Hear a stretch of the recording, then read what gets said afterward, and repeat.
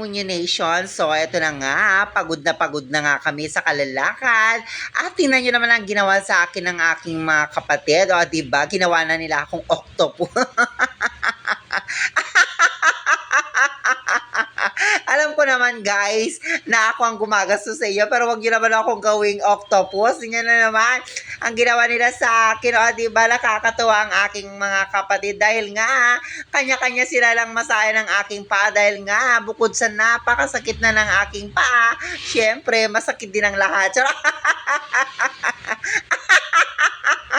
Ay, joke lang ha. So, sabi ko nga sa kanila, sila naman ang nag-offer sa akin na imasahe nila yung aking paa. So, pagkatapos nga nilang minasahe yung aking paa, tingnan mo naman, knockout na silang lahat. O, diba? Kanya-kanya sila ng pwesto. Meron nakasakay sa ulo, meron nakasakay sa kabila, meron nakabukangkang, at meron nakahilata. I love you so much, guys. So, eto na nga at nagising na sila.